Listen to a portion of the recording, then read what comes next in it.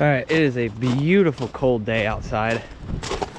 Gonna get this thing started. I'm tearing this thing apart today. Like, I told you guys when I got home, whether or not I had the tranny problem, I was gonna tear this thing apart. So that's what we're gonna do. So let's see if she starts.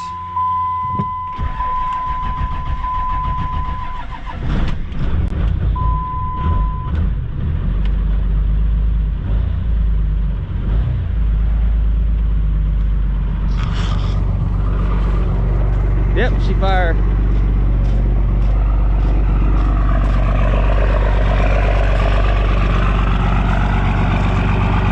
This should be the last time you hear this thing sounding like this, because I got a nice big fat VGT turbo for this thing. The biggest turbos Dodge used was in 2012. Look at that, we even got our high idle switch. So 2012, they used an HE351 VE, which is a absolutely big turbo for this. And that's what we're gonna be throwing on. All right, well here she is. We're gonna start tearing all of this apart because like everything's coming out. The turbo's coming out, the whole front's coming out, the radiator, the intercooler, the AC condenser. All of this is pretty much coming out because it's time to start regasketing everything. If you guys can see, underneath the truck, there is oil everywhere. Now, mind you, this truck has 549 some thousand miles. Let me see here. If you look at the dash, 508 plus 39,000 SEPI. Okay, so 547,000 miles, give or rough estimate. I was a little off, whatever. So it's time to refresh this thing and go another 500,000 miles, okay? Well, probably realistically have to refresh it every 200,000, but we'll do the trans. I got either a rebuild kit or somebody said they could sell me one, so I've either found one or I'm rebuilding it myself, or we take it to have somebody else do it. But people were telling me it's not that bad. I watched a video, so it shouldn't be too bad.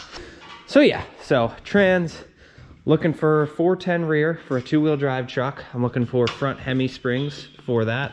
I want to get this body work done. I want to start sanding all of this down here. So this thing's going to be in the shop for a little while, and I'm going to take another week off because it is time to start doing some nice things to this. So I got to get this bumper off as well. This is going to be a fun next couple of days, but yeah, so let's start tearing into everything and we'll go from there.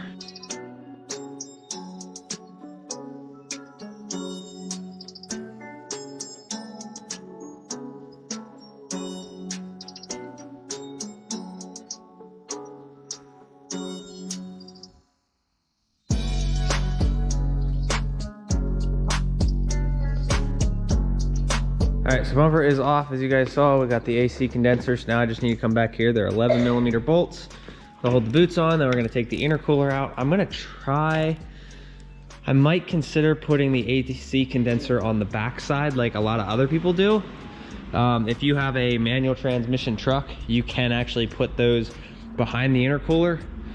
So I am gonna see if I can do that. And if I can, great. But we'll see, so. I know Greg Albarella had a video on it, so.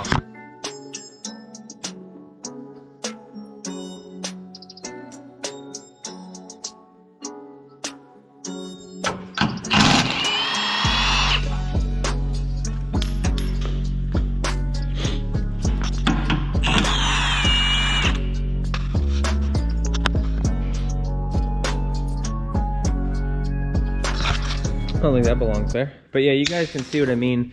So there's tabs back here for, if you have like a factory AC condenser, you can actually move these around on here.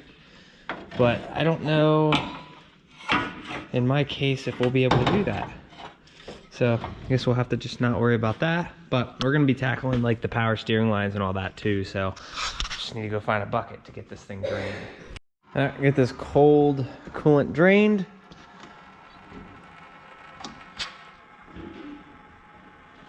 No, not very much in there. Yeah, I definitely want to get all the coolant leaks fixed. So get all this stuff like cleaned off and whatnot, but oh man, let's see. It seems pretty slow. I don't think there's very much in there, huh?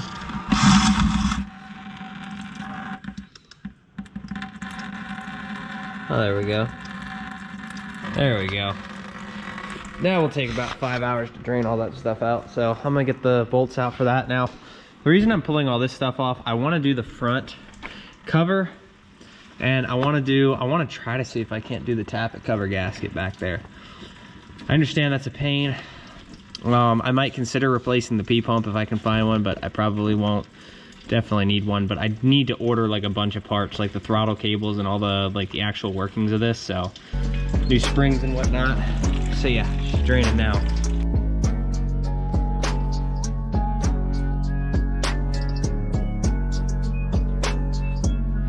All right, all of the valve cover gaskets are off. All the valve covers are off. We're gonna get these things cleaned up, make it look nice.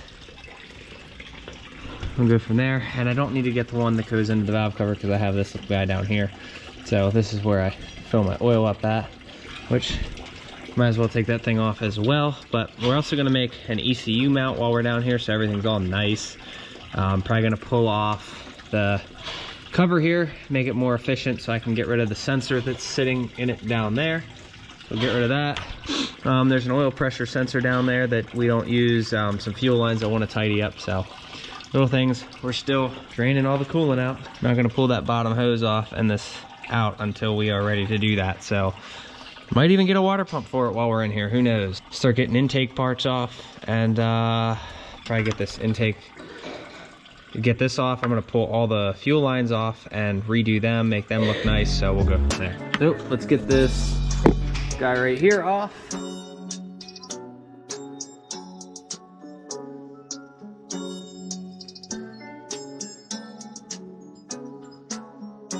So people often ask about the 12 valve. Isn't it suck to replace glow plugs on this thing? And guys, this thing does not have glow plugs, okay?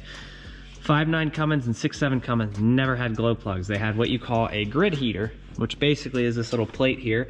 And then there's supposed to be fins in here, which I have deleted a long time ago. I don't have a grid heater on this truck, but this is basically what that is. So when you guys hear guys talking about grid heaters and glow plugs, just know this is what they're kind of talking about. Glow plugs on the Fords and Chevys go in the cylinders on the side of the block, I believe. And then on a, on a Cummins, it's in here. So like I said, I have a video, I think I did a video on gutting this before. So never run a grid heater on my trucks, and I've never had an issue. So I just want to get this thing cleaned up. We're going to do a valve adjustment while we're in here as well. We'll get this thing all taken care of and nice. So basically, like a lot of people like to compare, the new truck, the old truck, the working on stuff, working on this and that. Me personally, I just like to wrench on stuff. And this is, pretty much what I enjoy. I might not make the best business decisions for other people, but for myself, I make absolutely the best choices that I can. And I try to enjoy my life and basically what I got going on. So that's why I do what I do. And YouTube has definitely played a huge part in helping me enjoy my life, because I don't stress about anything financial anymore. And I get to wrench on stuff like I enjoy doing. See what I'm doing right now. So basically, I want to get all these lines off. I have the factory guy right here. So I'm going to put this back on all 6 of them and get all these lines bent the way they need to be, so I don't have to worry about any holes and whatnot. So put that back on.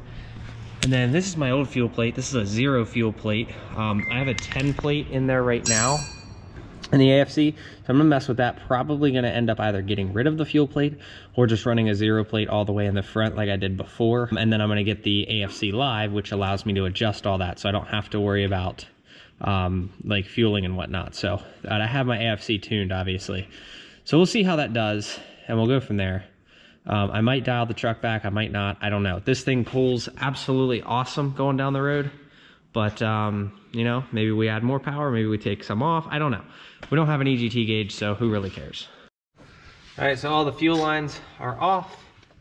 So I'm gonna get these cleaned up. These were brand new at some point. So the goal, as you guys can see, these are supposed to all sit level. So when I put these on, it was kind of hard to do that. So I'm gonna basically try to bend these all and get these into the right position, as well as like they're supposed to. So I'm gonna loosen every one of these up. And it's not gonna be easy. These are always a pain, but that's basically what we're gonna have to do, so. All right, so that was a huge pain, but basically what that's going to do is it keeps them from touching. Like those two right there are getting pretty close. So obviously gonna have to like slide everything and go from there.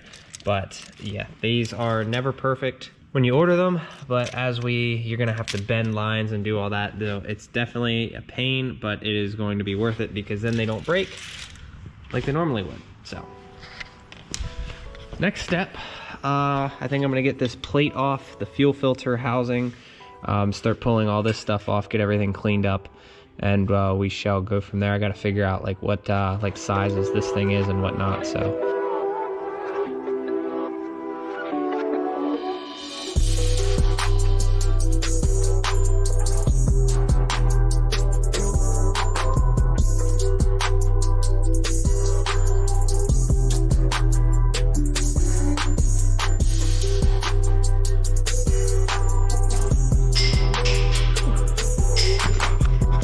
now we can kind of get a look and see what's going on here. I could take this top piece off. Probably not gonna do that, but definitely could. You guys can see here's the common rail tone ring with a common rail sensor. So that's how this swap actually works. So I'm gonna go through and figure some things out. So I know this isn't the preferred way, but I took a 22 mil socket in the off position and a pry bar down here, stuffed it in there. And then, yeah, this guy came right off. This is reverse thread, so righty loosey, lefty tighty. Let's get her off. There we go. Pull that. Set that on our parts bin. We'll go from there.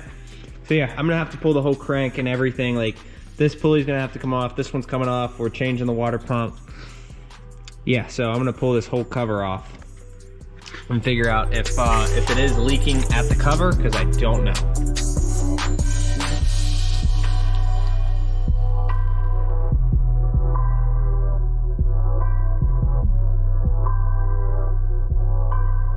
So to make this work, you guys can see there's the crank pulley there. I'll have to move my crank sensor, but this is what is on the back side, which is fine. It's a bunch of washers, but you could also do like a spacer, but this is the only way really to get that to work. But this has been on there for about 100,000 miles now, never had an issue.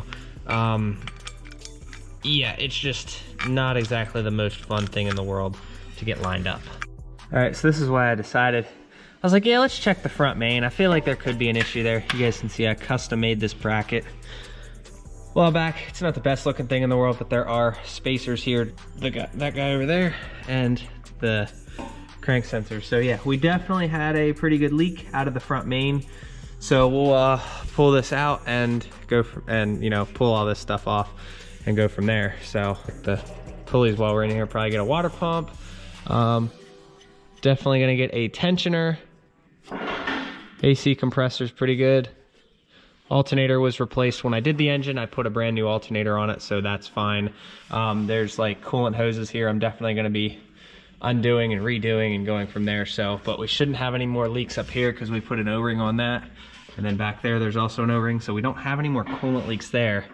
But I would like to get rid of two possibilities. That guy right there is definitely one of them. So let's, yeah, gotta pull this off, and yeah, let's get the front cover off.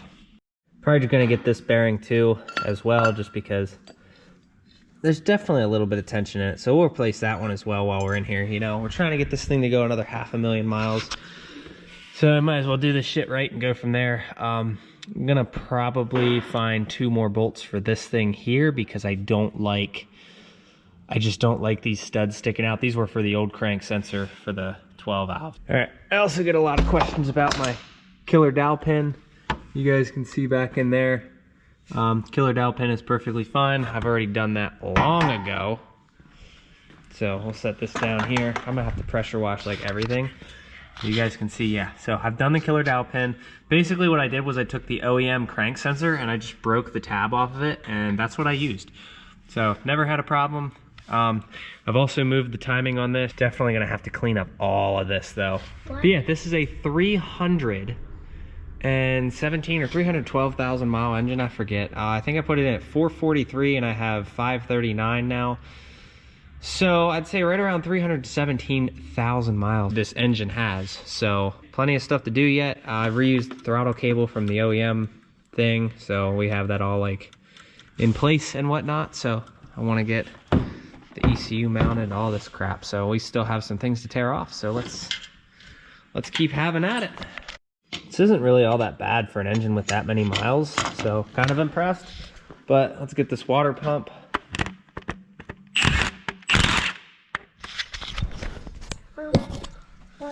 Put you guys over here, so if it does fall, it doesn't go into the coolant. That is a very rusty water pump. I'm glad we're replacing that thing.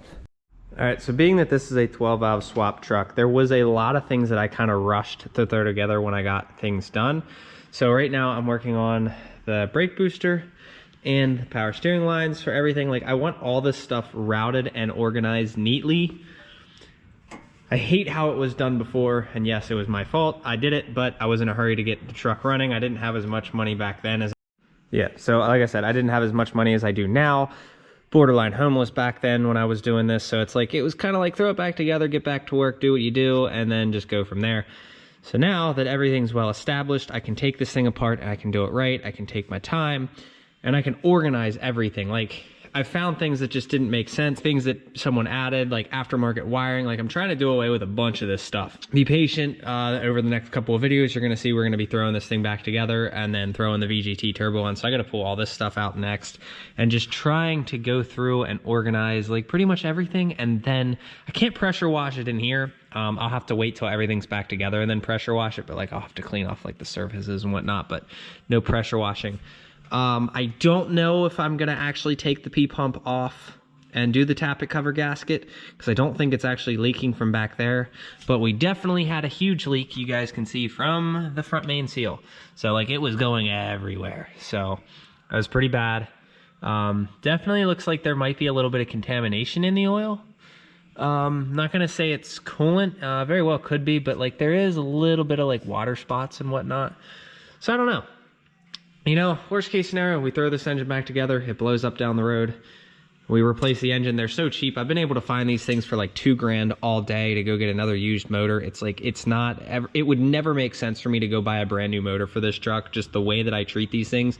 I love that I can experiment with them and show you guys what works and what doesn't. This engine has experienced extreme high EGTs while towing, extremely high coolant temps while towing, and it just does it. I haven't blown it up yet, so that works for me. Like 245 degrees on the coolant temp and like 1800 degrees on the EGTs, and it's never given me a problem. So in the 100,000 miles that I ran it. So let's try to see if we can't hit 500,000 miles on this motor. The common rail died at 443, so let's see if we can't get any more out of this one. So I gotta get these fittings out here. I wanna plug these. There was another one somewhere, but there's one down here. I need to plug that. Plug this one, and then somewhere along the lines, I forget, there was something else that I needed to plug that I don't see right now, but I'm definitely going to do it once I think of it. But yeah, oh yeah, that guy back there, I'm going to plug that as well and get rid of the sensor. So kind of clean it up a little bit in here, but it's not going to be show truck by any means. This is a dedicated work truck. Keep doing what I need to do and go from there. Now, I do want to explain to you guys, sorry, I might be a little dirty. I don't know what I look like right now, but there's been a lot of like questions about the whole hot-shotting thing.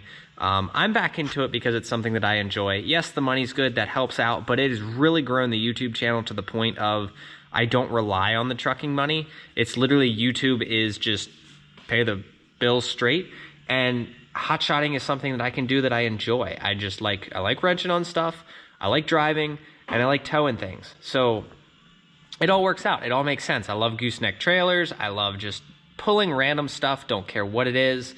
But the end goal, like, I don't need to run hard like all these other guys do. Like I said, I keep most of the money that the trucking is in my pocket, and I try to invest it. So the plan is, like, I had a goal, like, by the time I was 30, I wanted to be a millionaire.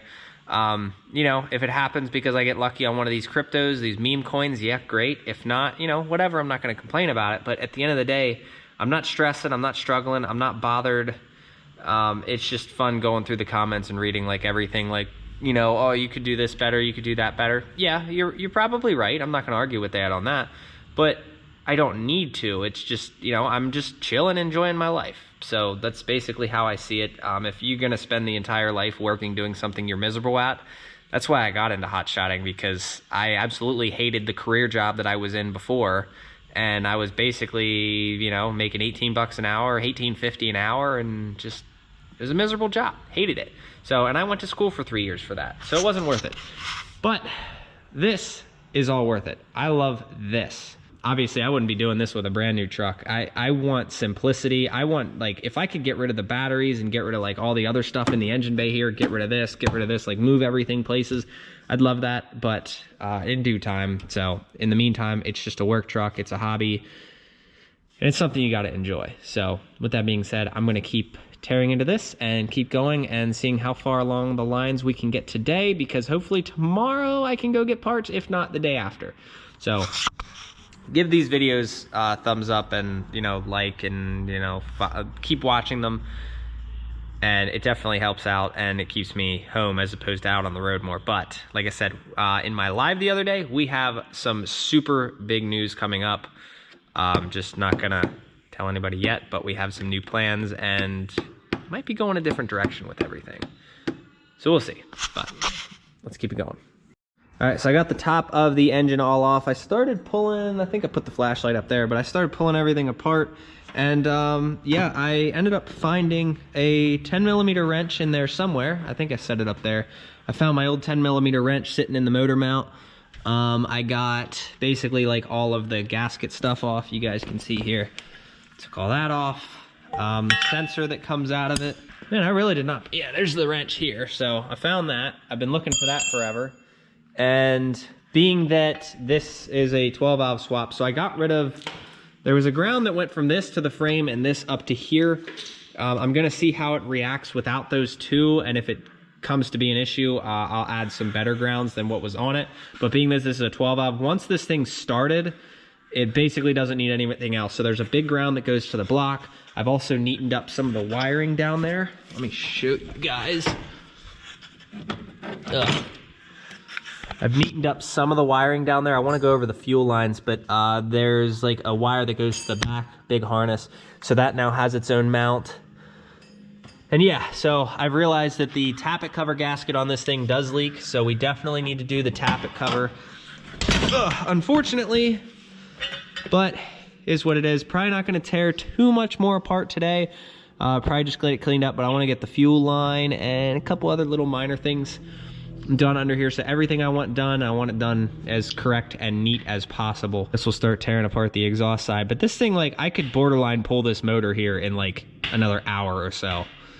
Like, that's how far into this I'm going to be getting, but won't worry too much about that. I need to make a parts list and go over that and figure out what well, I need. But let's get this mess cleaned up. All right, so here's where I'm about to leave off. Deciding on whether I'm going to pull the manifold yet or not. I'm just waiting on a new turbo elbow for the other turbo, and then I got to order the gaskets and everything.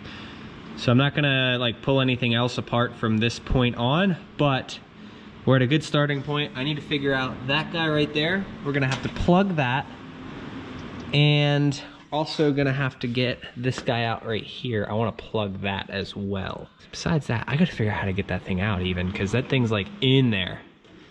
So don't know how we're gonna do it unless like somebody could weld it, but I doubt. I don't know. We'll see. But yeah, so not too bad. I think we did pretty good for the first day of tearing this thing apart. And yeah, I'm gonna get my mess cleaned up. I'm gonna go home, get some pizza, call it a night. So hope you guys enjoyed. Let's get this shit show cleaned up. Tell me if you guys think I should like start painting stuff. I probably won't do it, but let me know what you guys think. I don't know. I might just throw everything back in the way it is with some new parts, but like that guy there. I'd love to get a Banks unit, but I just can't justify spending 450 bucks or 800 bucks. I forget what it costs, but I can't justify like those little parts like that. And I've got a lot of guys asking me about the intercooler I run. This is a factory intercooler. This is the thickest one that they offer. And I actually broke one of these once after getting hit in an accident a long time ago, and they replaced it with like a thinner aluminum one, and I absolutely hated it. So these things are the best factory ones you can get. They do make a plastic one, and they do make a thinner aluminum one that I don't recommend. So if you can find it, get that one. But yeah, so This will do it. Look at all that oil right there. So we should be pretty good. This motor, I did not go over this motor one bit when I put it in at 212,000 miles. This motor owes me absolutely nothing. Has grossed me over $130,000 this year, and I've literally only, I only paid $1,500 for it. So the truck, the engine, the transmission, any of this stuff that fails, this thing owes me absolutely nothing. So can't complain, but yeah. So let me know if you guys want to see the body work as well, because I can start tearing into that